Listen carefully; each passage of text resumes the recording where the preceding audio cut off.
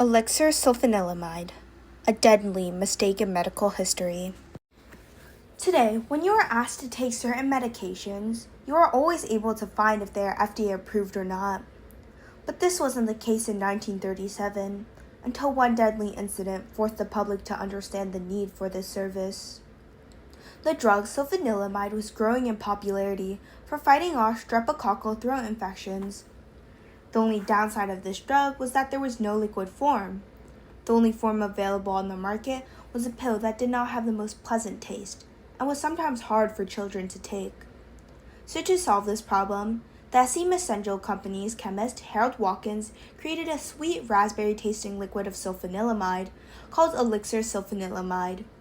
The components of Elixir Sulfanilamide are a mixture of water, sulfanilamide, a mixture of flavors to create a raspberry flavor, and the solvent of diethylene glycol. The important thing to note here is that the ingredient of diethylene glycol, when ingested, is poisonous, but it is commonly used in antifreeze. But at the time, toxicity tests were not required, so when 240 gallons of Elixir Sulfanilamide was distributed around the United States, no one knew that a few small scoops would ultimately lead to death. Once ingested by a child or adult, many would experience symptoms like severe abdominal pain, nausea, vomiting, and kidney failure. This was a result of diethylene glycol poisoning, which at the time, no one knew of any cures for. Now you may be wondering what the FDA did to protect Americans from the further usage of Elixir Sulfanilamide. Well, it was actually the American Medical Association that first discovered the drug's poisonous effects on October 11, 1937. You see, the American Medical Association received reports from doctors in Tulsa, Oklahoma, about how a new form of sulfanilamide was deadly. From this, the American Medical Association asked for samples of this drug and the chemical composition of it from the Elixir Company. After extensive testing, they found that diethylene glycol was the deadly ingredient, and warnings were sent out to the public. It wasn't until 3 days after that a physician from New York notified the FDA of the drug. When the FDA ended up hearing of this, they interrogated the company and found that they had already known about the drug's deadly effect. There was also a telegram sent out that notified distributors of the drug. But the first telegram did not stress the importance of how lethal this drug was. A second telegram was later sent out because the FDA wanted to stress the importance of how this drug should not be further distributed.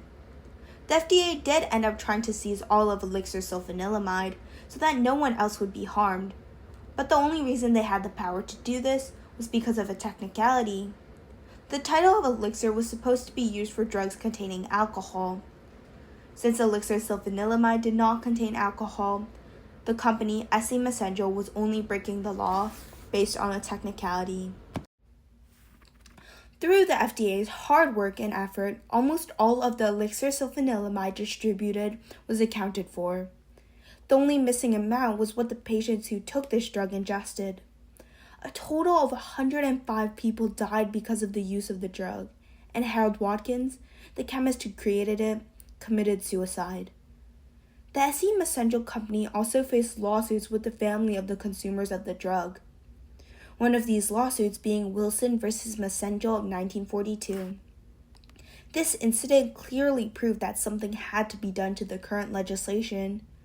At this point, the only law that did help to protect consumers from dangerous drugs was the 1906 Pure Food and Drug Act. The 1906 Act clearly did not have enough power to protect Americans.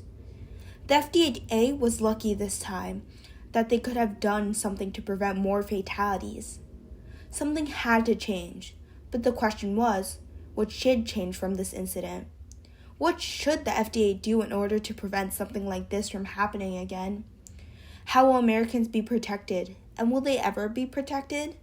The incident of Elixir Sulfanilamide is what the FDA needed to gain momentum in order to pass the legislation that they knew Americans needed.